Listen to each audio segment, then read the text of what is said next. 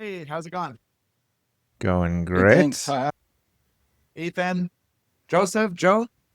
Ethan, I think this is a first for What us. things might be working? Everybody, we can see everybody, we can hear everybody. We haven't had to do some weird cell phone call in or drop somebody, like put a picture image in. So this it's gonna be pretty nice. This is what happens when we uh, you know, swing from our interviews with the boomers to the next generation. One of the things I heard recently that I love is, you know, AI is easy, AV is hard. I feel lost. I feel lost because all of my programming is analog, even though I can't read an analog clock. Everything else is like programmed analog. And so I still have to translate things from analog to digital sometimes in my mind, if that makes sense. It's really strange. It's like I love it. speaking What No, sort of things that do you that makes translate? absolutely no sense. whereas my kids, they only speak digital.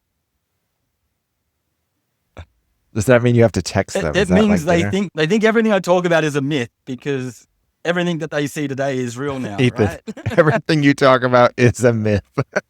Happened once upon a time Uh-huh. in a land far away. Yes. When I was a kid, we had to wear face masks and we had to face with this virus trying to take over our political system. For a different call. Well, I'm glad you could join us. So, where are you calling in from, Alex? San Francisco, Bay Area. Oh, nice. You're West Coast. A little You're earlier just on for the you. other And side of the Nice. where are you? ocean. Yeah. Yeah. Give them I'm away. I'm on the edge of the ocean in Queensland in Australia. I love it. So let's jump underway. Welcome to the conversation where we unpack the wild, interconnected chaos shaping our world, including the population's decline and all the reasons for it. You're here with Joe Edgar and Ethan Krook. And today we are joined by Alexander Harmsen, a 32-year-old tech entrepreneur and CEO of Global Predictions, creator of Portfolio Pilot, an AI financial advisor managing over 30 billion in assets, a Forbes 30 under 30 honoree. He founded and sold Iris Automation, contributing to NASA's Mars helicopter. Thank you for joining us, Alex. Glad to be here. Looking forward to a fun conversation. So before we dive into a little bit of generation, maybe give us a little color, a little background of yourself. Yeah, not. So this whole session is going to be one big therapy session. Yes. Basically, yeah. Tell us about avocado toast. That we, Tell we us. give you therapy by mocking you. That's how we help you get through your That's triggers. I exactly love it. it. Bring it on. We have to. It's We don't often that we can really, put your generation in its place. So we're going to just try to take it all out millennials here. on blast. It's I was born in Holland, so I'm originally Oh, Dutch, and That's weird. moved to Canada. What's I that? said that's weird. You ever watch Gold Member? It's probably too old for you. There's a Austin yeah, Powers, he's Gold freaky dicky Member. Dutch. I Yeah. I must have watched that 20 times. It was. I feel like that was a staple of my childhood. Yeah. You have good parents. Yeah. that's scary. So your mother wore wooden shoes. You had lots of cheese. I think Wisconsin's the closest. That's like our version of Holland. For some reason, once I moved to Canada, I stopped eating cheese entirely. And the family theory goes that I had so much cheese early on in the first 8 years of my life in Holland that I was just like, right now I can't eat cheese unless it's on a pizza. So you I, switched to beer. Is who that what you're knows? If saying? you fell Some over, psychological block. you would bleed cheese, right? I assume it would just pour yellow out of my veins. So wait. Now you're in Holland. When did you leave Holland to go to Canada? When I was 8 years old. And Oh, so, okay. I don't remember much about Holland. We also we never really went back to There's some Holland. fancy windmills, and It you're just like, kind oh, of picture the dikes by the ocean sort of blocking the water that from coming into the we moved to Canada. So my four grandparents are Dutch, and so I'm 100% Dutch, but then my mom emigrated to Canada sort of early on, and she was actually she was born in Canada, so she's Canadian. So I'm also half Canadian, 100% Dutch, half Canadian. And then recently got American citizenship as well. So, nice. Now is your family still in Canada? my family's in Canada. We visited there Nice. over Christmas break and it was cold.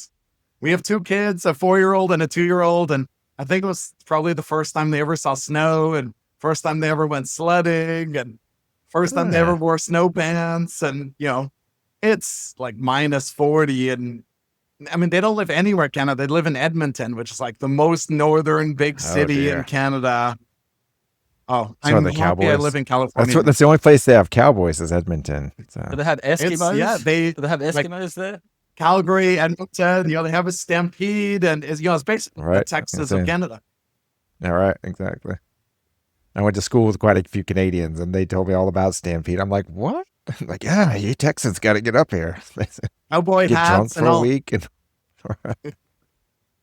so now, do you have any siblings? 2 little sisters. Yeah. Two little sisters. You're the oldest, right? We did an interview last week with someone who your birth makes order, sense. so we now know we're dealing with a Yeah, number makes one. sense. Is it all number one? It's only the we think oldest more and kids more that make it. They make it onto the podcast. Ones and Exactly. twos. Yeah, you should have been on the one last week. That would have been. Ethan and I are screw ups. We're way down the line, so we basically messed up in life. But God didn't love us as much. I got to do everything Now- first, and then my sisters copied everything I did. Copied, yeah, and stole. Yeah. Nice. Sometimes it felt, incredibly unfair, and in hindsight, it was probably the exact opposite.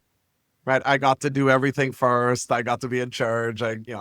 You got all the money. We learned. You Yeah, got you all got the the best resources. food. Did your kids go to or your Exactly. siblings go to college?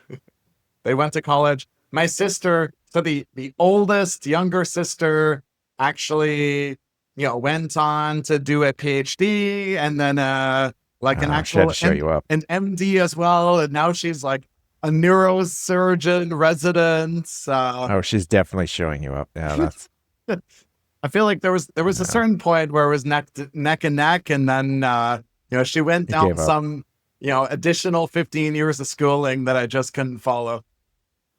yeah. Well, you're making up for it with kids, right? So you're unlike your generation because you said you have a 4-year-old and a 6-year-old.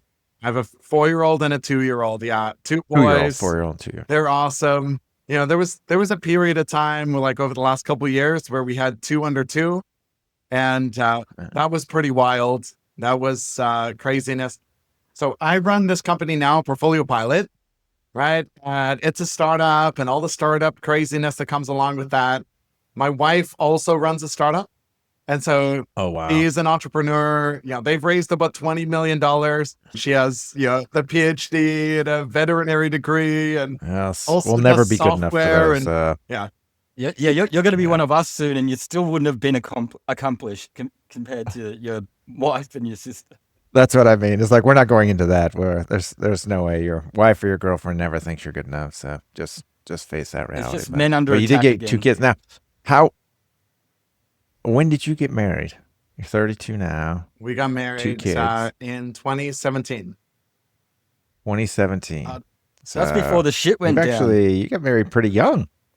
We actually did 3 weddings. So we did sort of like a local San Francisco thing. Wait, you're not Mormon, are you? Oh yeah, yeah. Well, I'm talking about my first wife. 3 weddings. Oh, just the one.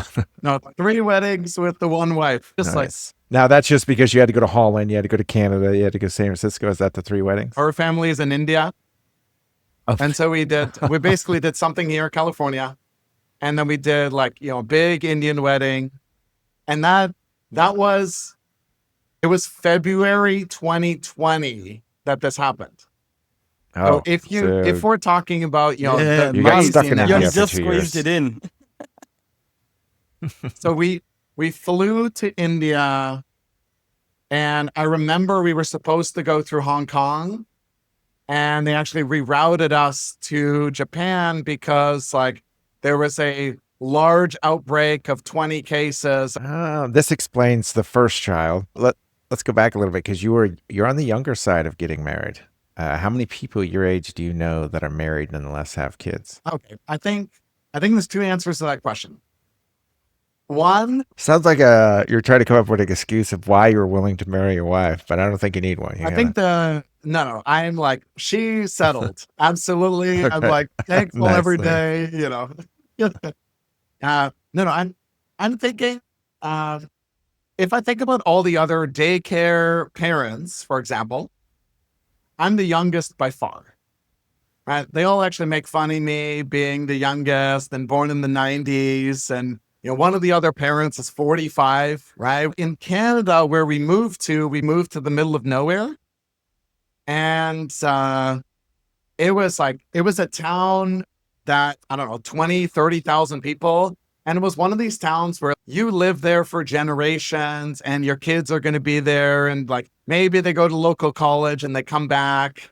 And in that town, it was not unusual to get pregnant as a 17-year-old or an 18-year-old, in our high school. Like, just to be super clear, like in our high school, we had a teen mother program where they would basically split these girls. Half of them would go to school in the morning and attend classes, and then babysit the other half of the kids in the afternoon, and vice versa. So home economics, you didn't have to babysit an egg. You could actually do it with somebody else's kid. I like it. Normal schools have like the flour sack or like the Right. robot baby that you carry around. So now there is an interesting stat in the U.S. This 2024 was the first year that women ages 40 to 44 had more babies than teens, 19 and under. Oh wow. It's pretty crazy. I don't know if that's a good thing, right? I'm actually really conflicted thinking about that. What makes you an anomaly? Because you really are having kids. You already have 2. You need 2.1. So however you can figure out to get Almost that there. 0.1, maybe you like do, Is there some sort of like carbon offsets? get all crowdfunding, crowd parenting, we'll call it crowd parenting, where like 20 of you can raise one child to get to the 2.1. I've definitely gone to like a number of parties or like other people's homes in the Bay Area where there's just like a group of people living together, and it's there's kids running around, and it sort of feels like communal parenting, and you can never fully get a clear answer about like what is the social dynamic here, but I think there's something new happening, and maybe it's sort of a Silicon Valley thing, San Francisco thing. I think this is one of the causes, Joe, of the depopulation is that marriage, it's an option now. So before, traditionally, marriage was how everything worked. Marriage was how boys and girls stayed out of trouble. It's how you kept your dignity in society, all that kind of stuff, right? You kept everything within a marriage. But now marriage is an option for most people. And now not everyone's even growing up. Well, not that marriage should be between boy and girl, but I think a large part of it is that people aren't even thinking about kids if they're not even thinking about getting married, right? So you've got Alex is the anomaly because there's so many reasons before you even get to the point of making babies with someone. There's so many reasons why you wouldn't even get to that point already in today's world. And we have delayed household formation. And so that's gone up almost like 7 years in the last 20 years. That means people are living with their parents. So at your age, Alex, people are still living with their parents, both mostly male, but male and female, moving out, getting your own place, maybe dating someone in the same house. So that's just that part. But then the marriage tendencies are much higher. So people are waiting. But yeah, you're now seeing your firstborn child into the latter part of the 30s. For women, though, the stats are definitely showing that your generation, Alex, has seen quite a few things. So we're a little older, but it made me think about the Great Recession.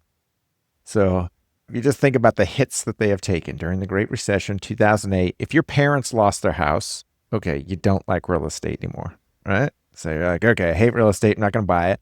And then immediately you had to go to college, which was now super expensive because your parents couldn't help you out. And tuition was going up because they were broke and the states couldn't help support them.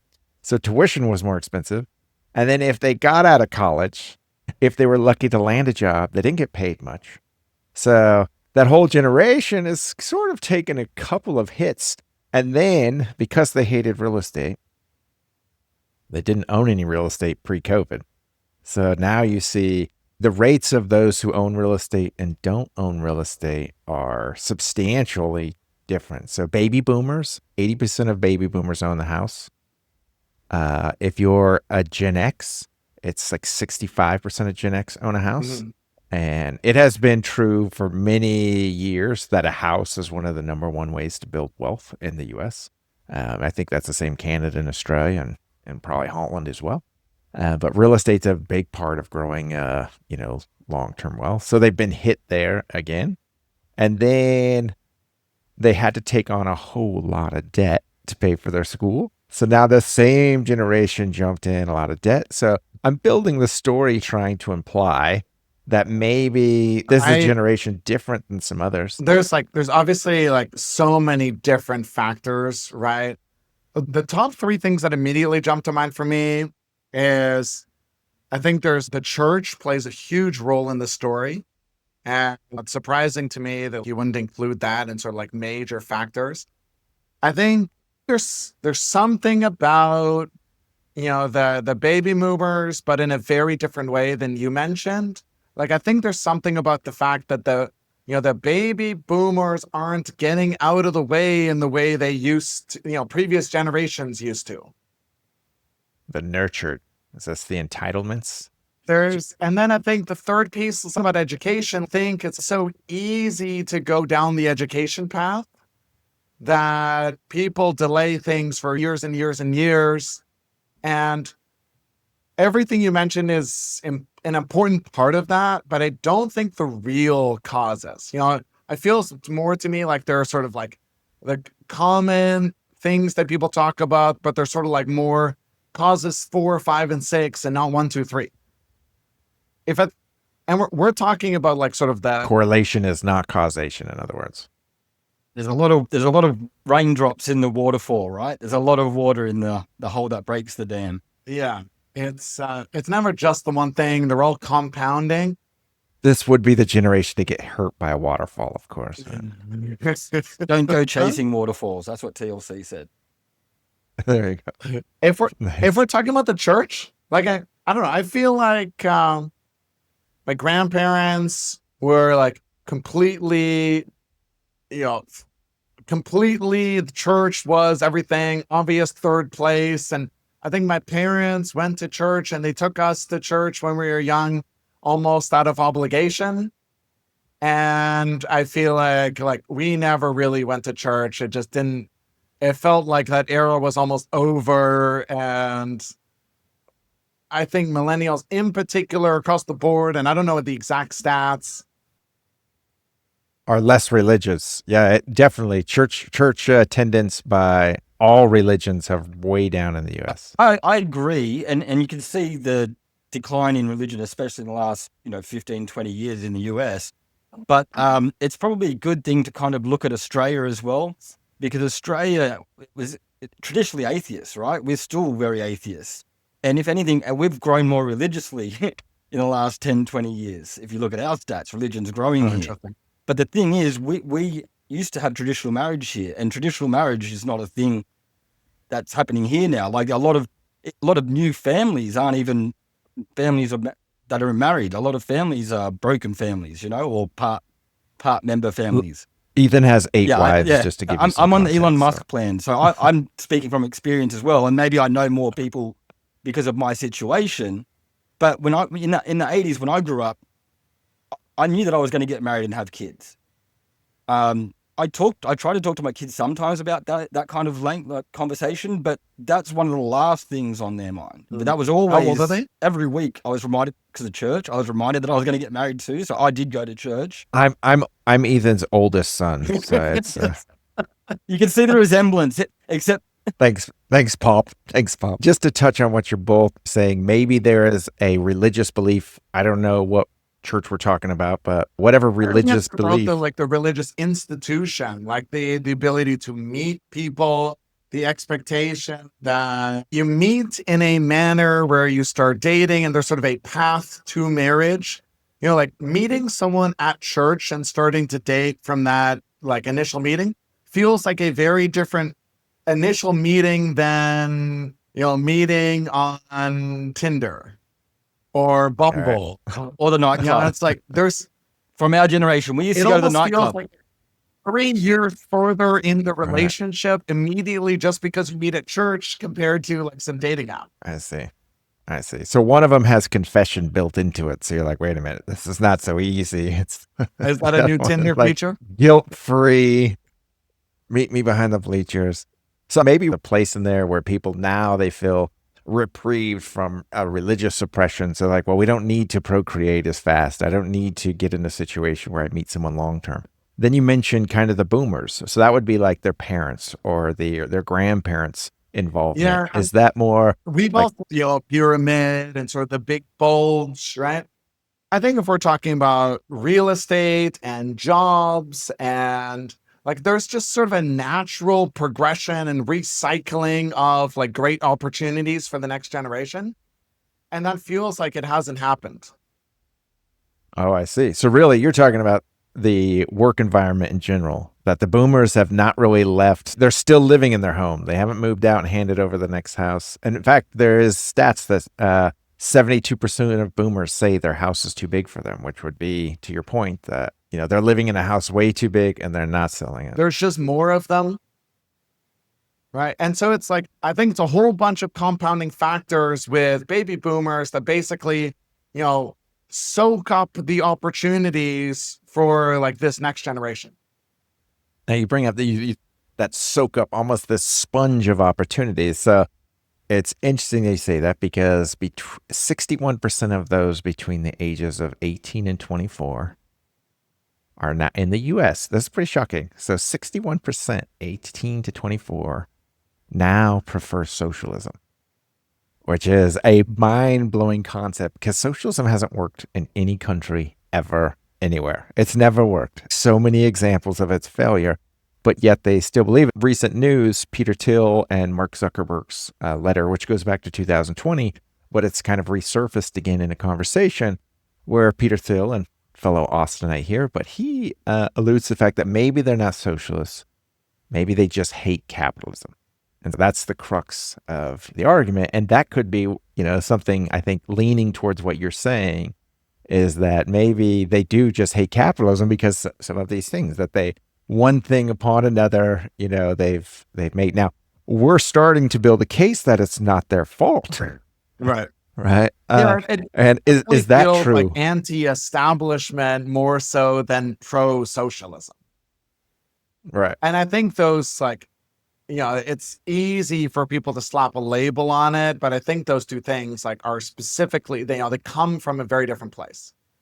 And it's possible that people identify as socialist more so because they don't feel they fit into the current system rather than because they have read Marx or see Europe thriving. So really, instead of them having a real passion for social or the Communist Manifesto, it's really just the fact that they feel they've been screwed. So how do they protest the establishment and say, we've been screwed?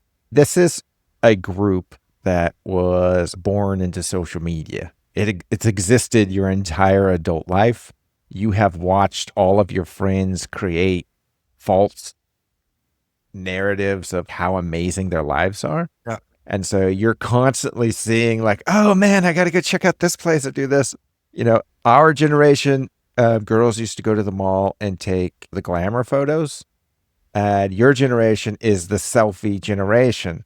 And so this is both man and women. There's no gender. I mean, it is the selfie generation portraying something that is way better than what is.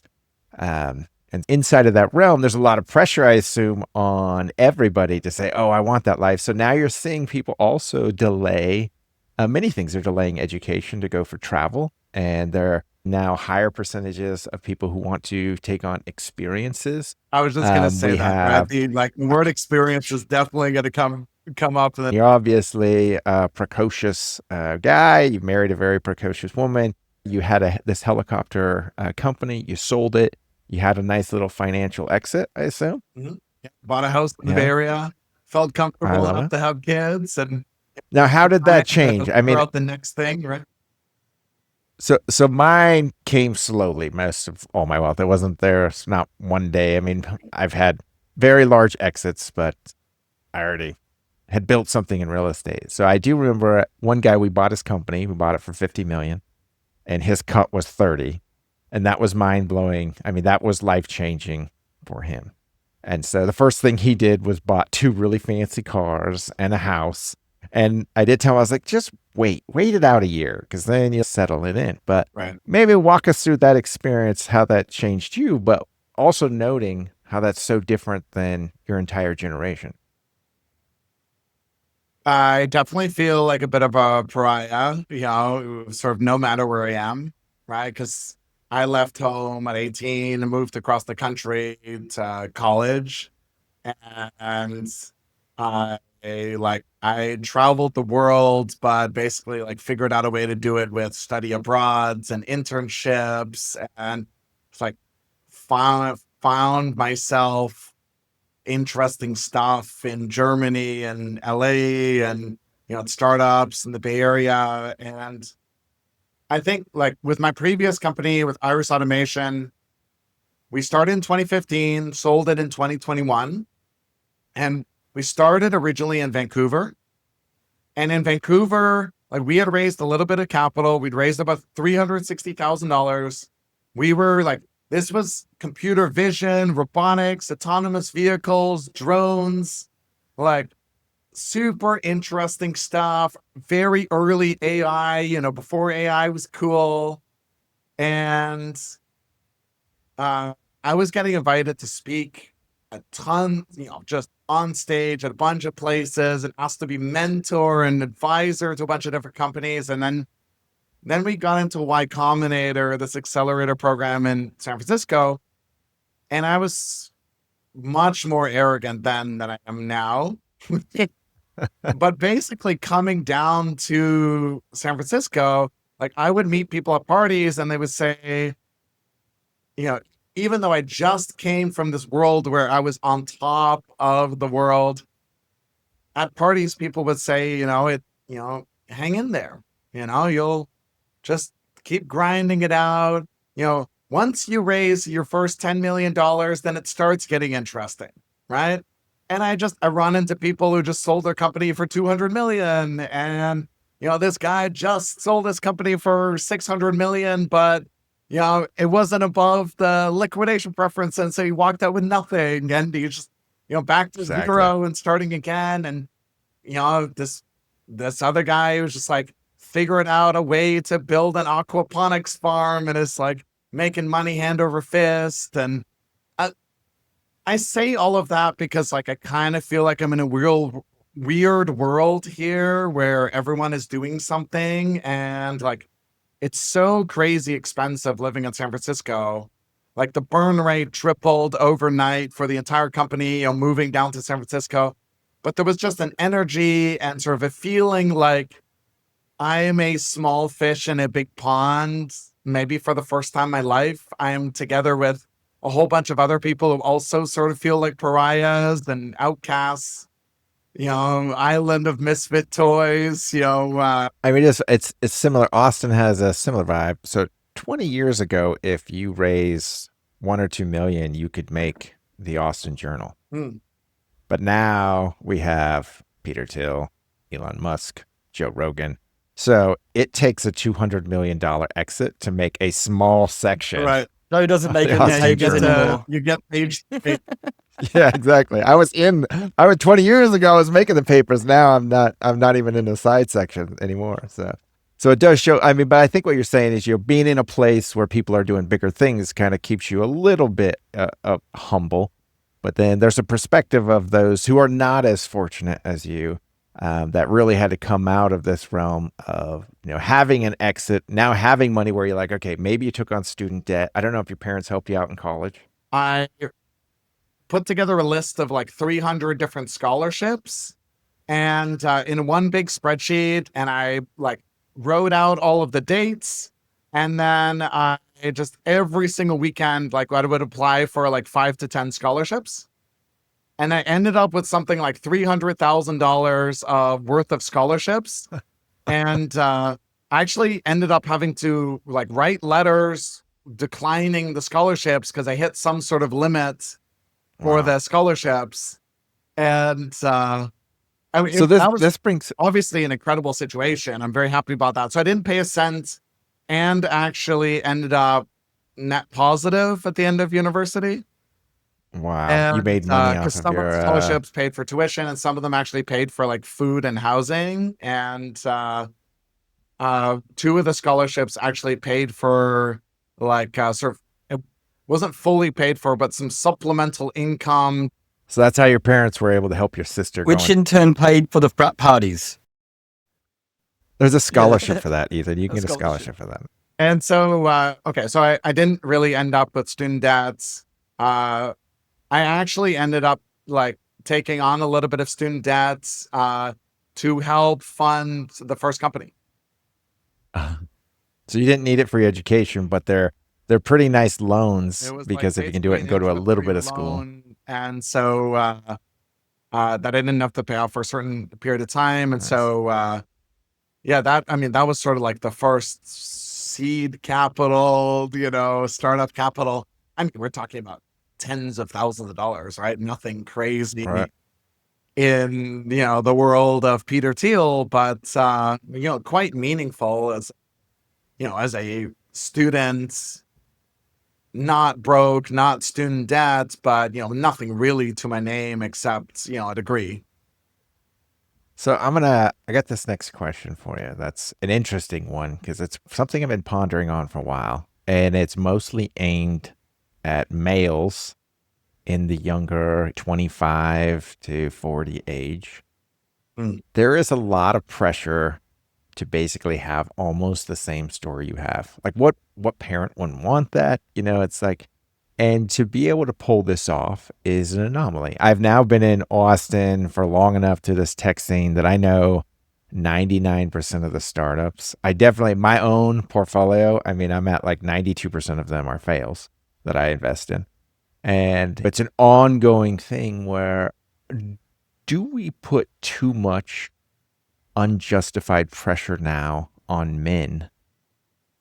And what I mean by that is do you think that your peers feel pressure to now have to succeed in life to where they feel so much pressure they don't want to get married young because they don't feel they're prepared? Mm. So they're not getting into relationships earlier because they feel like they can't because there is so much pressure. And really, if you look back to what we called success in the 50s, it was find someone you love, get a house, have some kids, enjoy the weekend, maybe get a job you enjoy. And that was really the definition of success. And our stories like ours now putting so much pressure on men. And I'm not saying women don't feel it as well. Never really thought about this question, but let me give you my like just hot take, unfiltered, what's running through my mind. It feels to me like, a long time ago, whatever, 50s, 60s, the good old Okay, days. good. I like it. I didn't want, if he said 2010, I was like, we're ending this call. We're like, The kinds of old people that were born in the the 80s. It feels to me that like you're talking about this like fairly low expectation. All you need to do is get a job and you can work your way from the mailroom up with a little bit of pulling up your bootstraps. But I don't, at that point, you're like basically responsible for the entire family. And like you have kids and a wife that is fully dependent on you. And there's a societal pressure to have kids and support them and buy a house and have like the white picket fence life. And it feels to me like by a certain age, right? Like I think if you are an unmarried man by the age of 30, if you don't have kids by the age of 33, in the 60s, I can only imagine that you are a social pariah and Menace to like society. you didn't make it. Like that societal expectations force this thing on you. And I feel like for men, societal expectations have just ballooned to like, if you're 45 and still, like not married, then, I don't know, you are on a like, you define your life by like the FIRE movement and gaining experiences and number of sexual followers. and I actually think there's way more expectations on women these days because I feel like there is a biological clock and they're expected to have a certain career before they get married and kids. And what if I don't climb high enough on the corporate ladder before I sort of have to step out of the game? I To have a baby and there is beauty standards. There's like a certain time there where like you can date based on looks and like men, pre-30s just aren't looking for wives anymore. And I don't know, it kind of feels to me like women are the ones getting screwed, if we're talking about changing societal expectations and these like newly defined roles, and men actually have it. They don't easier. have it. To recap, I mean, you're really saying that the point that men have less pressure now, and because they have less pressure now, they're able to like not rush into kids, not rush into things that Right, do cause exactly. pressure, like providing. And so really it's women because they're like, well, ultimately I want to have a child before 40. And so we're going to have a call, I think in just about 2 weeks, and we're going to have the female perspective almost in the same conversation. And so we're looking forward to that. Going back to the generation when raised by selfies and stuff, this is also the generation that's raised by the government as well, right? And so I've seen it go two different ways. I've seen you would talk about the rebellious, communists, but there's also kids that were raised in schools that were taught to be proud by finding their place in society, right? So you've got two extremes. You've got there's like a new what's it called? Like you either got to be very successful and be at the top right now. You got to be the best, or you have to be not the humblest, but you have to be you have to be part of a system that's better or bigger. And so the bar has been lowered and the bar has been higher. So there's the lowering of the bar is the kids going with the parents. That almost sounds like the socialist anti-establishment if you didn't benefit from the capitalism. Yeah, but and on both sides though now, like it's because it's extreme. And you've got parents going into the college with their 30-year-olds holding their hands, and then you've got 30-year-olds making billions of dollars. It's very wild. Do you think there's more like social mobility now than there was before? I think everyone's in a bubble. Stats. I think everyone's in a bubble. I think there's more. Everyone's got so much going on in their field or their life or their focus right now that they're just not aware of what's going on in everyone else's. And we don't see it because we think we're more connected than ever. We've got the internet. We've got all these tools that we think we've got more vision than we've ever had before. But really, our vision is all on the screen. And we're not actually seeing a lot of reality anymore. We're seeing what's being presented as reality on the screen. And we're trusting it. And we're going to trust it more. It's almost like a movie that never stops. I mean, you're constantly getting the stimuli of whatever's happening on the screen. And the learning. If you spend 4 hours on YouTube, you're going to school for a year, I love the irony of us all doing this for YouTube and talking about it's this very thing that's making. Well, we're trying to bring everyone back. You won't watch by this part. You'll have left and said, I hate YouTube. So let's get into this because I want to dive into one important part that we're talking about. So populations is changing substantially. So Generation X, there were not very many. Gen Y, there were about as many baby boomers, but to have a growing economy, you need more people. The reason you need more people is that's where growth and expansion is. So you can't put up another store if there aren't more people to go to that store. If it's the same amount, you're just stuck with the same store. So you have to reinvent it. And so as we see population really stagnating, the US just came out, we're at 1.6. Australia's actually at 1.4. I didn't look up Holland, so I don't know where they are. Most of Europe is 1.3. And so, and that's a fertility rate. Fertility rate in reference, you need 2.1 to have a flat population. You need more than that to have a growing population. So as all of that's happening, we look at where we're going. We have a social security system that is limited of the millennial generation and the Gen Z generation. So a survey that was done by Social Security Office, 40% of that group think that there won't be a dime for them. So 40% think there will be nothing available for them in Social Security. 65% think there won't be much. And the worst part is the average retirement Social Security benefit payout right now is $1,800. So I can understand. Now we have this issue over the next 5 years. There's going to be 10,000 a day are turning to age 65. So the last of them are leaving the job market. And so we have this massive amount of people who are going to be retired, and they don't just need help with Social Security. They're going to need all the things that they demand as consumers. And so that's food, all the way down to toilet paper, cars, all the stuff that they need. They are going to now need workers to replace them. And then, so you have two problems, and I'm going to bring up a quote by Larry Fink, BlackRock CEO, where he was just at the Economic Forum, and he talked about that maybe we don't need immigration, because the only way to fill that gap is through immigration. And so he alluded to that. Maybe we don't need immigration because robots and AI might help bring that up. Uh-huh. And you built your most recent company with AI. I know Crocky's been playing in it a lot and building what he's doing. Week. So do you think that's really a possibility? I mean, it's been the last week. It only takes a week now, though. But to actually increase productivity in this country, we have increased productivity, which can be seen in our trade deficit. The fact that we're more productive than other countries means a trade deficit.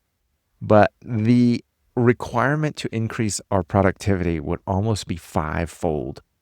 And that's a lot of output with very few people.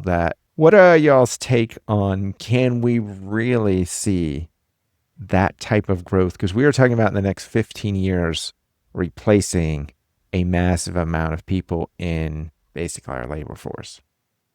I mean, as soon as you started talking about like anything more than 5 years from now, I assume that you are like any projection that's sort of just like linearly taking some previous trend line forward is like, I feel like you're completely ignoring this absolutely exponential growth of tech and the arms race that we are in right now in terms of just like AI competition with China. It's possible that I am just in some absolutely massive AI San Francisco bubble, but like, But I mean, break it down a little bit. I mean, really, you're just saying there's so much potential. Like, you're worried, like, can AI fill the gap? I think it's the exact opposite. Like, I think we will have way too few jobs. We will not know what to do with all the humans. No, the problem is not going to be the humans. Will be so like, just to give a data point, our current we portfolio pilot, AI financial advisor, we have a 10-person team, and we are as productive in this 10-person team as when we were 25 people with Iris Automation. And shipping religiously every Monday a new release. It is happening faster than ever before. It's more communication. So much stuff happens asynchronously. It is, Cursor and Devon for software development. It's V0 and Magic Patterns for products and design. It is like any number of tools for marketing. And like every single Friday morning, we have a session in the company where we spend an hour just comparing notes. I don't know really how to measure this objectively, but my guess is that we as a company are getting 5% more efficient every week at this point. Wow. Joe is worried. So Morse law is not 6 months. It's like Joe is still worried. It is happening so much faster than I think anybody realizes. 100%.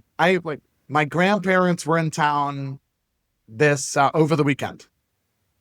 They visited from Canada. They were on some cruise ship. They stopped off, in San Francisco for a day. And we were going around San Francisco, and I asked them about self-driving cars. When do you think that's going to happen? And I don't know, some future take, and they've seen it on the news a bit. And I pointed to the road. It was like self-driving car, There's one self-driving right there. car, self-driving car. Right. Let me speed up. So we're like next to one of the cars, and they looked into one of the Waymos, and like no driver, passengers in the back seat. Like I read something like 250,000 weekly pickups and drop-offs for Waymo, like last week. What percentage of Americans realize that Waymo is at a similar scale in like 4 of the largest cities in the US as Lyft already, and will probably overtake Uber in the coming years? I actually prefer Waymo now. After not having a driver, you're like, oh man, it's so much nicer than having a Absolutely. driver. So the difference between And boomers and zoomers on their fears of the tech revolution is the boomers think that there's going to be too many people without jobs and without resources. Alex is more worried about the robots that are going to go on welfare. There's going to be too many robots that'll be out of work. I was in a conversation last week with somebody that was significant, that was extremely worried about the slave class of robots that we are about to harness, and robot welfare, and once you reach a certain level of sentience, do we just have millions of slaves, and is that ethically considerate? And yeah, the robots are going to have podcasts Nice. talking about how all the pressure's on them now. they're going to be fighting for socialism soon, and they're sticking it to All the right, man. So let's just say you are a robot or a 25 to 40-year-old person, this male and female, both stuck with this problem. They're not cohabitating. Women are staying single much longer. And what I mean by that is women who are staying single are ending up, I don't even want to get involved with a man at all. And so they're continuing on. When you have that, it's now a whole different landscape. We've already set the stage of this generation, right? We've already seen all the folly after folly after folly that hasn't been available for them. They didn't get to capitalize on the real estate. They didn't get to They do seem to like crypto. There's Robinhood that's popped up to kind of help them. This is the generation that needs an app to learn how to save. So there's Acorn and Mint, and they have to teach very basic things. This really goes into what you're working on now. How does this generation, how are they going to prepare for this social security gap that's coming, but they're not going to have anything left? So maybe this is them with the robots. Maybe that's how they do it, is they just have an army of robots that go and I'm steal and plunder. honestly extremely split between two different views, and the one view I will call the portfolio pilot view, and the other one is the Brave New World view. And the sort of optimistic, I'm betting the company on this view with portfolio. So one of them you're pilot. putting on Instagram, the other one you're putting on, Reel. Is that what that's? Portfolio pilot view is it feels obvious that within the next 3 to 5 years, we're all going to have a little team of agents around us. My personal fitness trainer and my medical assistant and my dietitian and my AI financial advisor, right? Portfolio pilot. And, that makes everyone way more productive, and it lets them do more, and it helps them stave off obesity and eat healthier. And, there will be a kitchen robot to cook and clean, and there will be someone folding your laundry, a robot folding your laundry, and just all the things in life, sort of assistance everywhere to just increase my quality of life and output.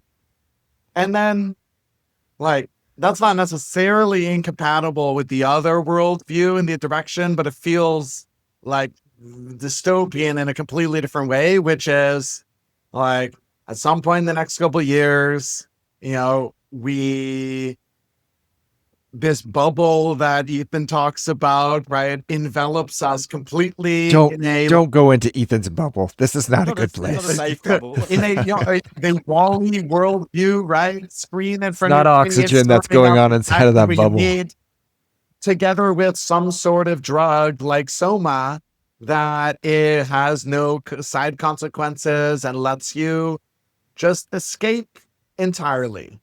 And I mean, this is potentially extreme socialism, right? Everyone is like somewhat plugged into the machine, and who controls the machine? Like, I don't know, it doesn't really matter. Life is good, and there's, good stuff flowing through my veins, and I'm getting like solid entertainment. And then I don't know, how does the population not collapse? Does it really matter if the population collapse? Maybe some sort of like So it's really the red pill or the red pill. Is that facilities right? and, stratification. Maybe it's all just robots and AI. It's like, it sounds really extreme and it's dystopian, science fiction book, but like, So I I don't mean, think we're just to that far away from that world. make sure we hit on the same point. But what you're saying is that there is a way that if you're young and you want to save, there are now tools. Like for instance, what you have built with AI pilot. So there are ways that you can grow, but then at the same time, you're saying the costs that are going to be required to retire are actually going to be much lower. So, all right, right? Because I mean, if you're saying that we can be plugged in, the socialist concept, it means the costs to meet a retirement will be lower. So maybe whether we get plugged in or something, but if we have a increase in Technology is productivity per ultimately person, deflationary, right? right? And if technology accelerates and it is accelerating and it keeps accelerating, it kind of feels to me like over the last couple of years, we've hit some threshold where the deflationary effects of new technology are going to start showing up in the real world, to the point where like all these sort of historically linear, relatively linear trends of slow population collapse are meaningless. It's, how far away are we from like true, like robotic agriculture? I mean, I feel like people talk a lot about the robots in the kitchen and agriculture, and We're gonna have avocado toast in our veins like an HI drip. it's the blue collar jobs that are going to be eliminated last. No one really expected that it was the white collar jobs that were going to get taken over first. Yeah, all the experts are gone. All the experts are gone. The experts are gone already, because you've already got trust eroding in the expert class anyway, because the expert class became political in the last 4 years. And so now everyone wants to use AI because they trust it more than the experts. So you're going to see more and more going away from whoever used to be the gatekeeper is now going to be homeless. Yeah. I do like doing all my searches now in Gemini or even Grok. I only like it because now it's like it custom writes an article for me. It is pretty amazing where I'm like, and I write for Forbes every week. I still put articles out. But okay, I like writing. They make me think through the process of doing it, but I've got to understand if people are reading less and less of my articles, because I'm like, man, in 2 seconds, you can have a custom article written for you from Grok about a topic that you're nuanced specific on. It is definitely I think an addictive everyone search. talks about AI as like efficiency and massive data searches and writing code, but it's it's the personalization that comes from like expert in your pocket, expert for you. I mean, this podcast will be incredible when it comes out, right, guys? AI's going to work But on it. wouldn't it AI's be- going to work on it. Yeah. Wouldn't it be even better if the three of us were in a room with with the listener, and we could talk about their specific problem or their specific point of view and debate them? If it's And that could be 8 billion custom experiences. useful and entertaining, and because we can customize to the specific person's humor, or we can customize to their specific problem they're having. So Yep. It would definitely, I mean, the medical field is just one example. I mean, who doesn't want a custom fleet of AI agents working on them at any given time for their own health? Granted, they're always going to have one like, hand me a cigarette and a drink, though. These agents are saying too much. That's what I was talking to you about before, Joe, is so I see the AI as going back to the Garden of Eden, right? So everything's going to be like, there's going to be no death, everything's going to be plentiful, everything like that. But you're not going to be able to break the rules. You're not going to be able to think for yourself. You're going to have to do whatever the AI tells you to do so everyone lives in harmony. So that's kind of where it's going. Now, when you say you're going to have to do whatever they tell you, is that more like a prompting? For instance, Mark Zuckerberg had his new glasses on, and that's what he said. He's like, by the end of it, you're being fed with so much good information that you kind of just do it because it's like good information. So it's almost like Google Maps. That the computer and AI has a better view of everything going on and knows best. That's what everyone's going to do. And so that's how the Garden of Eden will work, is because everyone will be following God or AI. But before that happens, which was what Alex is talking about, is going to happen in the next few years, no one can predict the future anymore because you've got too many event horizons. So what's actually happening is the flood, right? Noah's flood is about to happen, but AI is the tool that everyone's going to use to put all every type of animal in their ark. And if you do that right now, you'll get through the flood and then you'll return to the Garden of Eden, I'm sure. That's how I see it metaphorically playing out. There is going to be crisis. But for everyone, you're saying everyone over the next couple of years needs to build their own ark? Yes, and that's what AI and tech is going to give us, an ark, if we use it. Alex, don't build into it too much. You gotta follow our podcast to know what's biblical. It is biblical. That's what and even the Bible to me is metaphoric anyway, and it's warning us about things that are going to happen. So, people that don't see this happening because they're too busy seeing or focus on whatever, they're the ones laughing at Noah, and they're saying there's not going to be a flood. There's not going to be that ark looks stupid. That AI is stupid. No one, who's going to want to go in your AI? But at the end of the day, that's the only people that are going to survive through this storm. And then after the storm, they'll have the whole planet to themselves. Do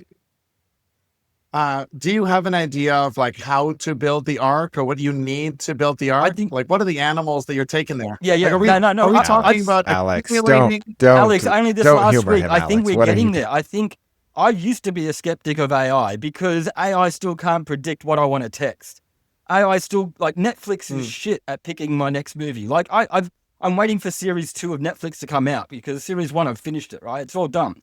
The robots, maybe they work for most people, but for me, they don't work. But I could see how I could use the robots and AI to serve all the other people now, And I think for me, starting to embrace this technology is me finally getting my ass off and my seat and building an ark. I'm starting to build an ark now. I'm going to try, and I know that I don't have to know everything. And I think I came to this conclusion a few months ago before AI. I stopped trusting the experts myself and realized I can probably come to a better conclusion on most issues by going through data myself and coming to some kind of sensible reason that matches my experience or my perspective. And now it seems like AI is going to do that with me and help me to do that even faster and sort through everyone else's nonsense. Are you saying the ark is the ark in this case you become like fully embracing the AI tools and learning to master the AI tools? Or are we talking about I think it's more than that. Are we talking about building a bunker like middle of nowhere Australia? Are we talking about like making sure you're part of the oligarch class to make sure you control the AI, I'm when sure it eventually takes over? I'm sure there are people that see these in all different ways. And yes, I have dreams about building, what are they called? Land ships, right? I have dreams about building bunkers for sure. And maybe that is a form of ark. But no, I think the actual ark I'm talking about is knowledge and wisdom, right? Like I think that I think there's been great civilizations on the earth before us. And I think they had intelligence, and I think they had lots of data and information that they couldn't get to us because of whatever happened. And I think some of that information did get to us because it survived on rocks or in stone, or we digging it up, or we find it on the bottom of the ocean. And it doesn't make sense to us because we don't see how it fits into what we think we understand. But I think we need to do the same thing for not only ourselves, but for future generations. I think we're going to.